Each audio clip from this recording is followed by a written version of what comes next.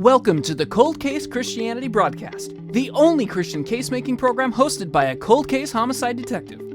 J. Warner Wallace has been investigating cold case murders in Los Angeles County for over a decade. His work has been featured on Fox News, Court TV, and Dateline. For more information about Jim's work and the case for Christianity, please visit coldcasechristianity.com. Now, here's your host, J. Warner Wallace.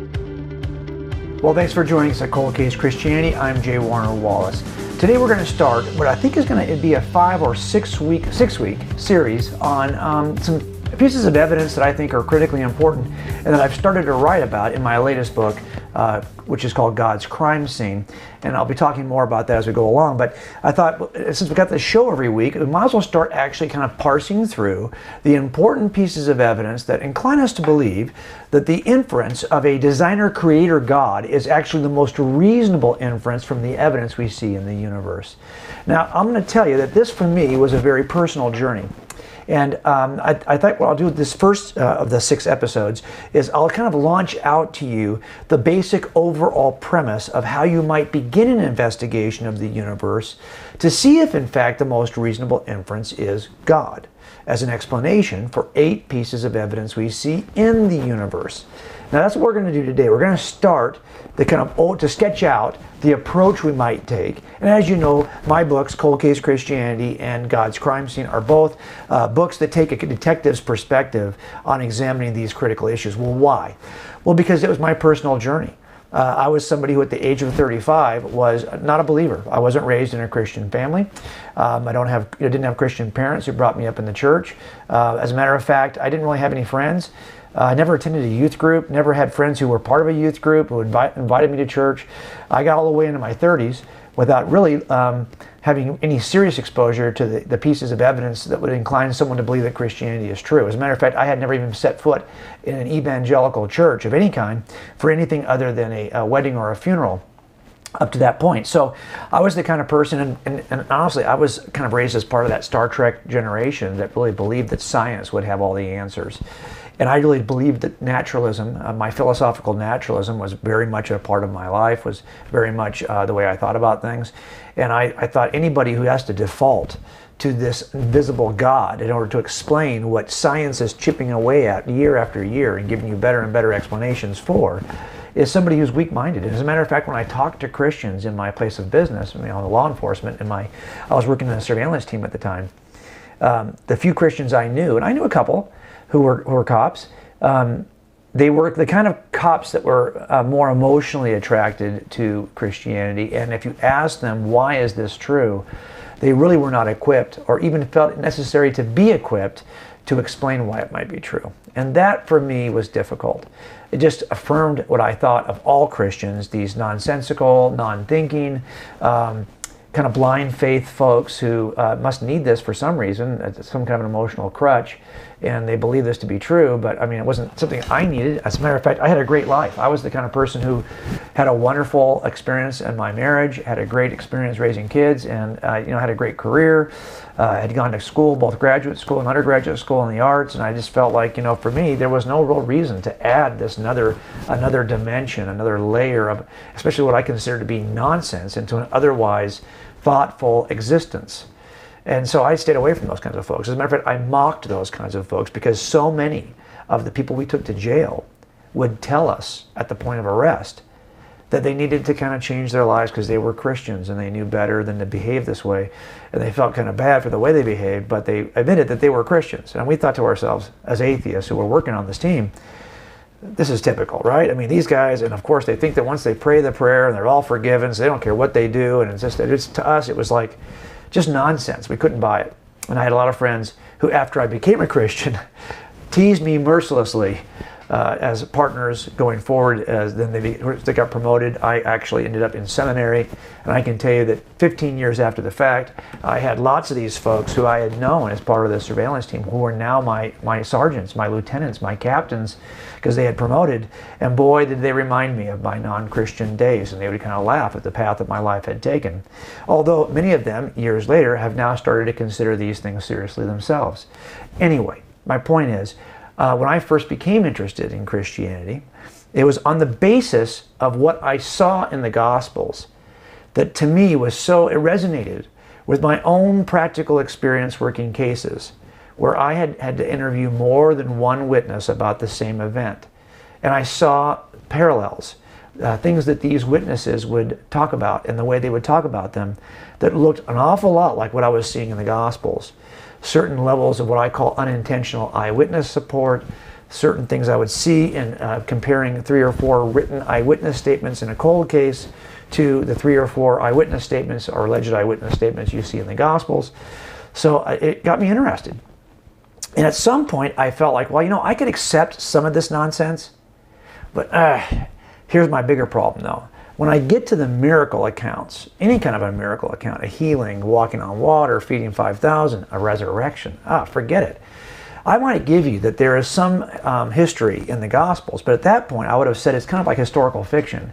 You know, history to a point, kind of like, you know, when Abraham Lincoln is portrayed as was a vampire slayer, you know, in this movie. You know, there's some historical fact in there, but there's a lot of fiction in there too. And that's what I would have said about the Gospels. But when I really stopped to ask myself why I rejected these particular elements of the Gospels, it all came down to the fact that I rejected the supernatural. And any supernatural element in the Gospels would have disqualified them for me.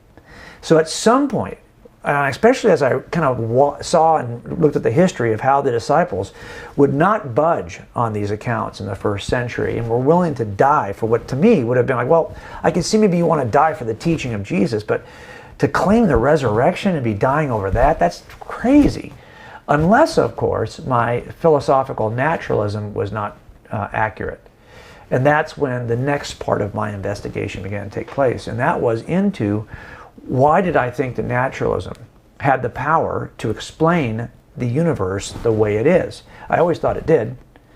Now I had to actually find out, does it truly have the power to explain the universe the way it is? And that was the next part of my investigation. So what I've done here in these 2 books is in Cold Case Christianity, I've laid out for you the investigation that I went through that got me believing that I could really trust these accounts as reliable history, except of course for the supernatural elements. But that was what I chronicle in God's Crime Scene. Once I examined my view as a naturalist in trying to explain the most important evidence in the room of the universe, which we're going to talk about in this clip you're going to see in a minute, well, that's when I decided, you know what, I don't think I've got a good reason to believe that my philosophical naturalism is a correct description of the universe around me. So, and of course, if there is a God that could do what Genesis 1 says this God did, create everything from nothing, that kind of God could walk on water. I would imagine he could probably do a lot that is not even described in Scripture that'd be a lot more significant than the few miracles by comparison to creating everything in the universe from nothing. If there is a personal being that could accomplish that, then the miracles we see in the Gospels didn't seem all that much of a burden. And that's where I had to so it's both of these investigations, one into the reliability of the Gospel accounts, and 2 into how we best explain the 8 pieces of evidence in the universe that convinced me ultimately to surrender my old views and my old pride and my old resistance and my old apprehensions and all the struggles I had believing any of this. I ended up becoming a Christian. So what we're going to do for the next 6 weeks is we are going to talk about that process, and we're going to examine, starting right here today, we're going to examine 8 pieces of evidence in the universe. But I want to begin today by giving you the approach that I embraced. This is an approach that I recognized maybe 3 or 4 years into working murders.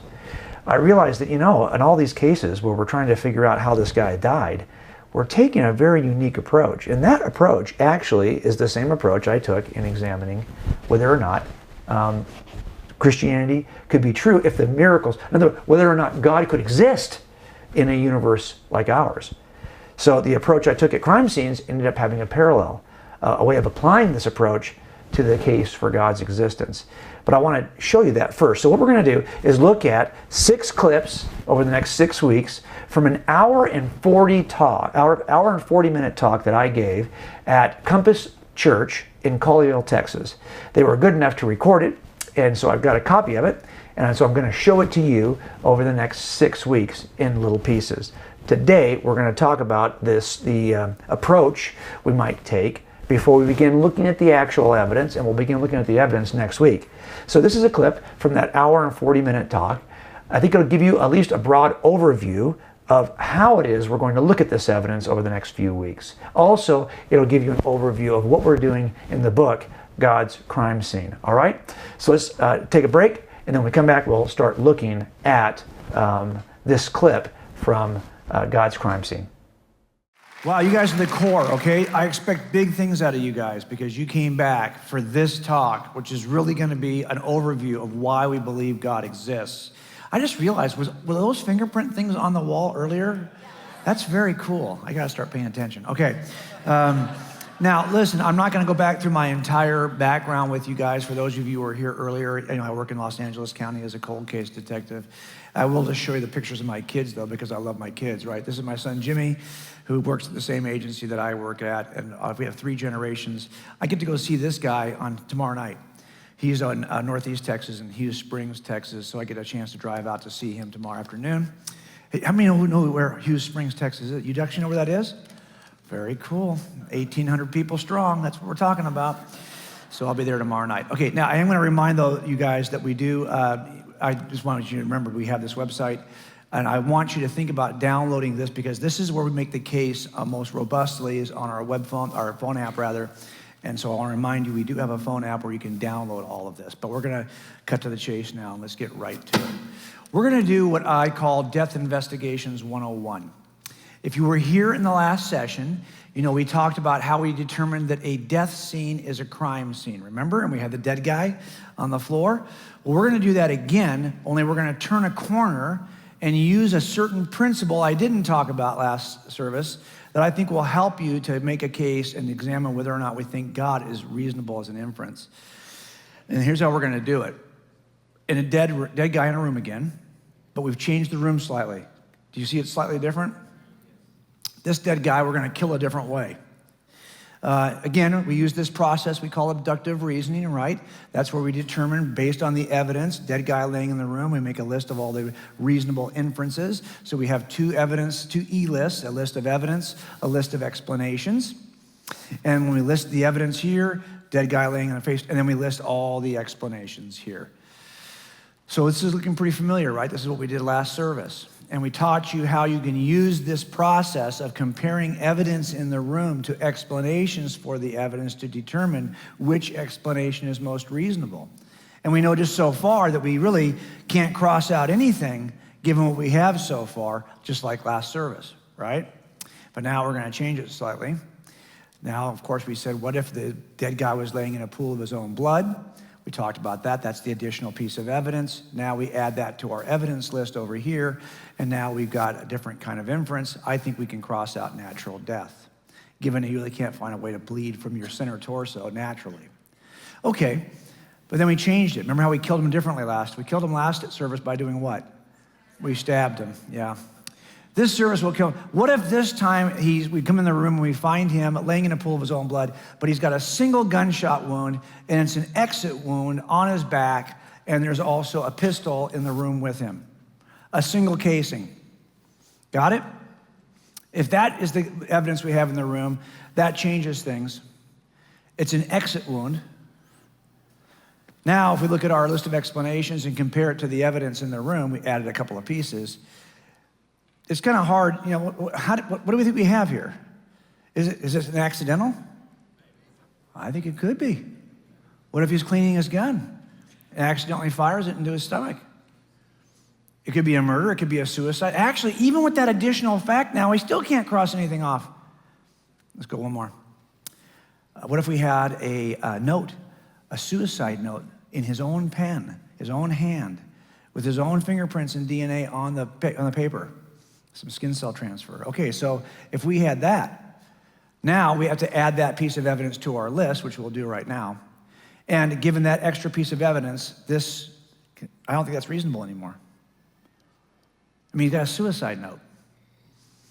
That comes off. But do we know for sure it's a suicide? Right? Could be staged. So let's change our scenario slightly. What if we have a dead guy laying face down, bullet hole, but now instead of having one exit wound, we had multiple entry wounds, lots of casings on the floor, foreign fingerprints, not in his own hand, don't even recognize that handwriting. And this is obviously a California murder because we have a barefoot surfer getting ready to leave the room. This changes things, right? So we'll add these elements, these pieces of evidence to our E list. Here they are. And now the most reasonable inference, it's not suicide. So we can cross that off. Now, we talked about how this is called abductive reasoning. That's the skill set I wanted to teach you last service. Now I'm going to try to teach you a different skill set tonight. We actually determined that this was most reasonably a homicide by using a different technique, which if you didn't think about it, you may not even recognize it.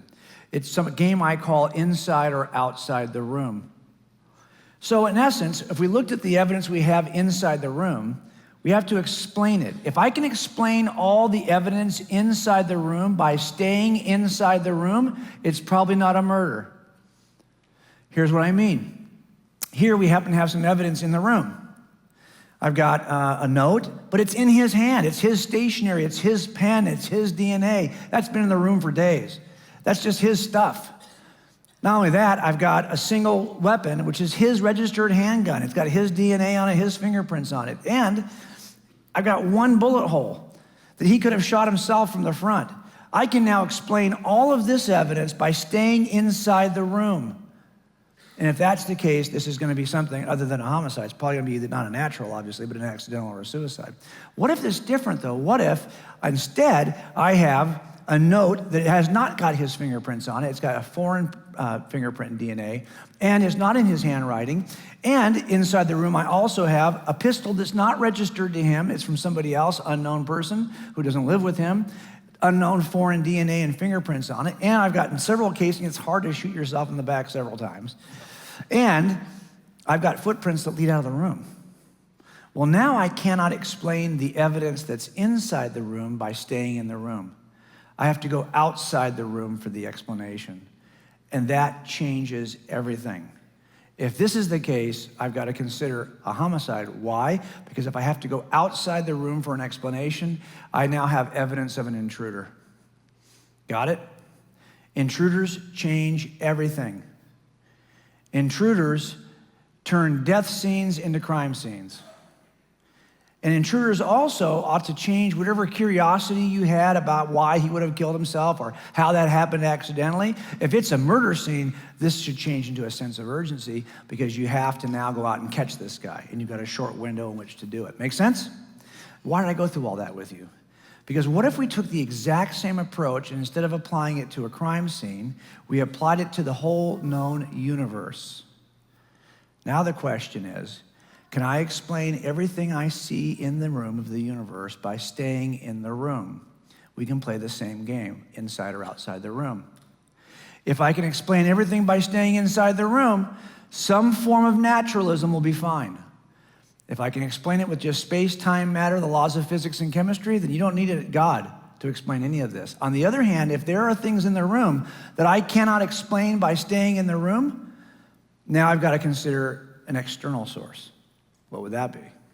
I think there are actually 8 pieces of evidence in the room of the universe.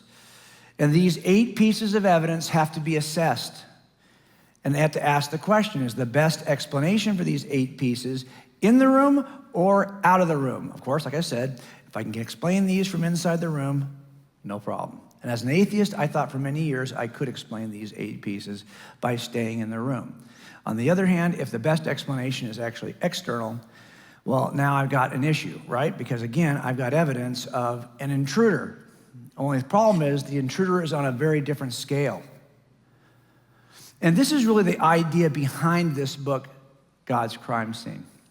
The idea here is we're looking at the universe as a room and playing the game of inside or outside the room. And in this book, what I try to do is in every chapter, I'll give you a crime scene that I've really worked. A guy today on Amazon reviewed the book and he gave it a 1. First bad review I've gotten. Why? He says it was too gruesome. He couldn't read it. I didn't think it was that gruesome, although he has the audio version. I didn't record the audio version, so maybe the audio version is more gruesome than the written version. But I try to give you a crime scene in each chapter and then take that skill you learn in that crime scene and apply it to the universe.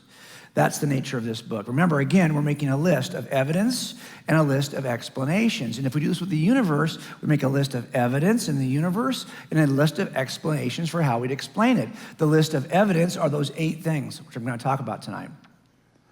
And then the explanations are what? You only got one way, inside the room or outside the room. If we're inside the room, it's some form of natural law, natural processes. If it's outside the room, it's something extra, supernatural. Because it cannot be the things that make up nature, space, time, and matter.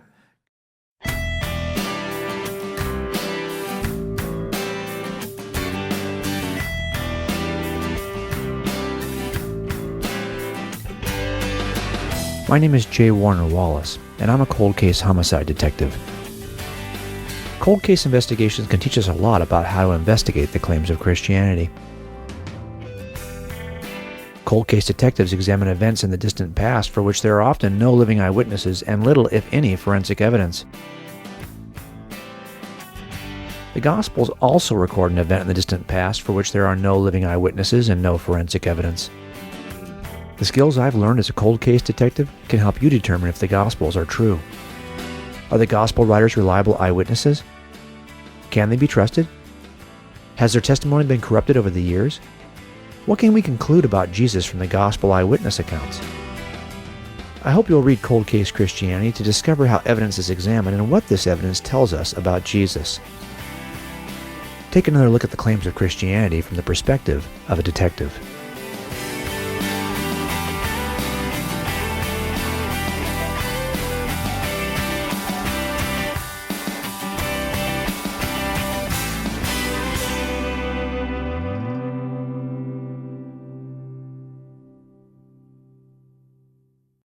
Okay, so now you've had a chance to watch the clip from this hour and 40-minute presentation. At least it gives you a beginning, a starting point. You can see the approach we're going to take using this little device, the inside or outside the room game. And so what we're going to try to do over the next 6 weeks, and what I tried to do in God's Crime Scene, is to give you all the explanations possible from both inside the room and outside the room. Now, people have looked at this and said, well, isn't that kind of a God of the gaps? In other words, if you just can't explain how this evidence exists by staying in the room, does that necessarily mean you have to go outside the room for an explanation? I think you'll see as we go over the next 6 weeks, 5 after this week, that actually the kind of evidences we're looking at and the kinds of explanations that might be necessary are going to have to take you out of naturalism as we know it. And even unpopular atheists like Thomas Nagel will say, when it comes to rationality and consciousness and all kinds of things we've talked about, the naturalism of the ordinary type, the kind we commonly think of, is not going to sufficiently explain these 8 pieces. And as a matter of fact, when I first pitched the book to my publisher, I was prepared to write 10 chapters on 10 pieces of evidence. And I ended up combining a couple of categories. One of the categories I combined also, you saw in this first opening clip, the 8 categories we're going to look at, the 8 pieces of evidence we're going to look at over the next 5 weeks. But I can tell you that one of those categories I didn't even do is kind of the nature of humans. How do we explain the confusing nature of humans? We aren't even going to talk about that in God's Crime Scene, and we're not even going to talk about it in this series of 5 weeks we're doing together. But if you think about it, I recognized this right away working in my cases, is that I'm constantly dealing with people who 30 years ago did a horrific crime, and then 30 years later they haven't done another crime. They haven't even broken the law. They haven't probably even been guilty of speeding. These folks have lived a very normal, law-abiding life for 30 years after a horrific moment in which they killed somebody. And how they could do that, how somebody can be capable of that kind of heinous crime, yet then also capable of living 30 years as though they're just the most law-abiding citizen on the face of the planet, is confusing for a lot of people. As a matter of fact, I've actually talked to defense attorneys who are not Christians, who have said, there's no way my guy could have done this. I mean, look at his record. And this guy's a teacher, this guy's a fireman, this guy's an engineer. I mean, I've had all kinds of folks from all kinds of very ordinary aspects of life who have lived very, very law-abiding lives for 30 years, and their defense attorneys want to offer that law-abiding 30-year history as an evidence that someone like this could never commit a crime like us. Really? This is called the enigma of man, right? That folks who seem outwardly and even can live for consistently in a very law-abiding way are also capable of horrific misdeeds. How could that be? Well, this is yet another piece of evidence I think you have to explain, either inside the room or outside the room. I think that our Christian worldview does explain this, right? Because we are designed and created in the image of a holy God capable of greatness, but deeply fallen as a result of our rebellion. And this is why we are capable. We have this beautiful yet tragically messy, tragically horrific nature that is constantly in tension, right? And that's because of what we see in Scripture describes this. But I thought that was so specific to the Christian worldview that you couldn't really examine that from the perspective of an inside the room or outside the room kind of a thing, right? Because that's very specific. And what I wanted to do in God's Crime Scene was simply give you an overview that was available to me as an atheist. Because when I first looked at this, you weren't going to be able to convince me from any passage of Scripture, any doctrine of Christianity. You were going to have to explain to me why my naturalistic ideas for these 8 pieces were insufficient. And you're going to have to explain it to me from my own understanding what the science can deliver. And what we see repeatedly, what you're going to see over the next 5 weeks, is that the science itself cannot deliver the answers. And it's just the more we discover, the more, it's not like we're getting closer. That's the other thing. We're not getting closer week by week to answers in these categories. The more we discover in these categories, the further away we get with our scientific explanations. And that is the problem. So what we'll do over the next few weeks is just going to talk about those and lay those out for you. We're going to do 2 pieces of evidence per week for 4 weeks, and then we'll wrap it in the 5th week after this week. So I hope it helps you. And again, the book God's Crime Scene is available either at godscrimescene.com or at coldcasechristianity.com. And of course, it's available at booksellers everywhere. Every single major bookseller has got it, not only in the paperback version, but in an audio version is available at every single bookseller, and an ebook version from Kindle to other ebook like Nook. All the ebook versions are also available. So I hope it's helpful to you as you examine these 8 pieces of evidence also. All right, we'll begin that right here next week at Cold Case Christianity. Thanks for joining us at the Cold Case Christianity broadcast. If you're interested in more information about this week's topic, please visit coldcasechristianity.com. For a thorough investigation of the reliability of the New Testament Gospels in the case for Christianity, be sure to purchase Cold Case Christianity. A homicide detective investigates the claims of the Gospels. It's available wherever books are sold.